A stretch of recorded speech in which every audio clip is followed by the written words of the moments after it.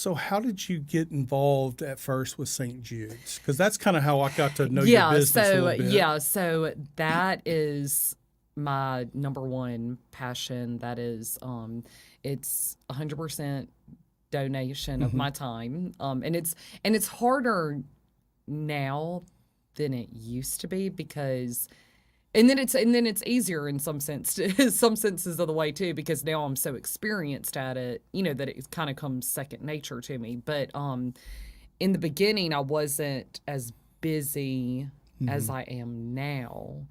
But now I'm more, comfortable with quick decision making and things like that than I used to be. But I got involved because I was designing. This was right before we moved back from Alabama.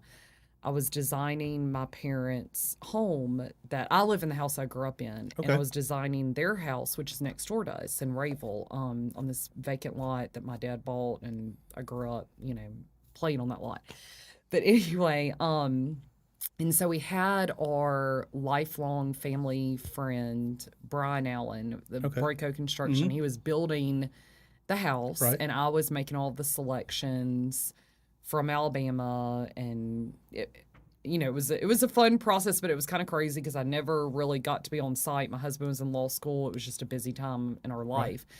So when I moved back, Brian was looking for somebody to take over being the designer at the St. Jude Dream Home, and just out of the blue, I was pregnant with our daughter, our second child. Brian messaged me and he said, "Would you want to be the lead designer of the St. Jude?" This was going to be the 2018 Dream Home.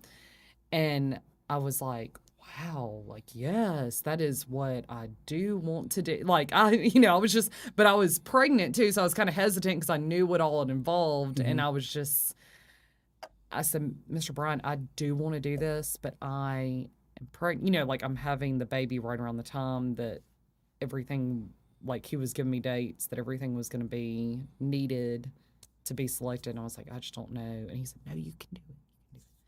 So I did say yes, but a huge reason why I wanted to do it and that I did say yes was because my childhood best friend passed away from cancer. And she is always at the forefront of my mind. Her name was Tiffany Greer. And how old was she? She was, I want to say 17 when she passed away. She had a hard fight with leukemia.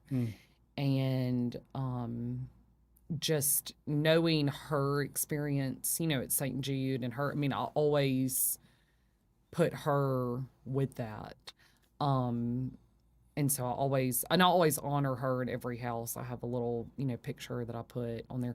But not only her too, but one of my brother's childhood friends passed away from cancer. Wow. And then another girl in our class, Amber Tambura, she did too. So it was very personal to me. And then throughout, this is going to be my 7th St. Jude Dream Home to do. And so we've already started on, number 7. We've already started on all the selections. I've pretty much got all of the tiling, the flooring, I've got the appliances, the light fixtures, starting to look at paint colors, things like that, set out for it. Right. And so that's exciting. It's a fun process. It is. So St. Jude, I know, has done so much for many, many, many families in our own community. Yes. But when they started doing the dream homes here, and I first heard about it, and I'm just like, seriously, is that going to raise any money? Because, I know what it costs to build a house and all that stuff, but I just did not know the magnitude of people that would come out and donate and how people would get behind purchasing those tickets. And I don't even know the amount of money they've raised over with these homes. So last year's home, I want to say it was 800,000, maybe 800. And I think this year's going to be 850,000 because if we sell all, 8,500 tickets. But yes, That's you're right. amazing. You're right on that. The community is just so. But you really see the heart of North Louisiana when you're looking at this project.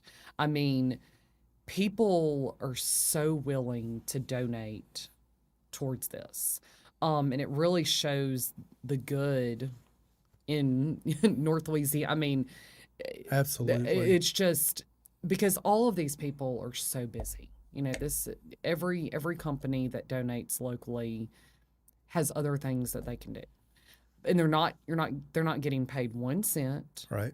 And really, like Brian Allen and I always talk about, not the recognition that they deserve. You know, we try to give everybody recognition, but it's hard to give all of those people the right amount of recommendation, you know, recognition for what they do for this house. I mean, it's such a, I mean, they pull off of their paid jobs to go over there and work on it. Right. But when you look at, like you said, when you look at the clients, I mean, at the patients and their families and who it's benefiting, it's just absolutely unbelievable. And to hear the stories, you know, the stories of survival that's happening coming from St. Jude's because of the money that's being reinvested back into research, and to hear those families come back and tell the story that I don't feel like I'm a burden to anybody or I'm going to be burdened by them. They just want to help. Nobody's asking for my credit card to swipe for me to be able to get in to see a doctor. They're genuinely there to help and make a difference in this child's life. Yeah, they make sure that no family receives a bill. I have had the amazing opportunity to go to the St. Jude Dream Homes Summits. I've been to 2 of them over the past, which this is coming up on my 7th year of being involved in this, but I've been to 2 of them, and it is amazing to be able to tour the grounds of St. Jude Children's Research Hospital, to be able to hear stories from parents, you know, that get up there and they talk about how St. Jude made this really horrific, you know, process that they're about to go through just better by taking away those burdens. But not only that, the facilities are just first class. Oh yes, unbelievable. And we, like, last time I went, not this past year, but the year before, and just seeing like the research centers, they're top of the line. They share their research with with other cancer places around the world. It's just, and Danny Thomas, who was the founder of St. Jude, like, his story is just amazing because he wanted to give his money to have a hospital that was, you know, he calls it, like, is kind of the beacon of hope for the hopeless, you know, for the hopeless, the helpless, the people who didn't have anything. And it's just it's an amazing place. Yeah, just knowing that healthcare is not in the best shape here in the United States, where things are just so expensive, especially being, you know, an independent contractor. I'm sure you fall in the same category that healthcare is really expensive, and it's not very affordable for many people. And if you do fall in that threshold to where you have to have government assistance to make something happen, the healthcare quality that you get may not be of equal to someone who has great insurance. But the game changers when St. Jude's, if you have something that you need to go, I don't care, from the least of these to the richest of these. Exactly. They are there to they treat truly, everyone the same. And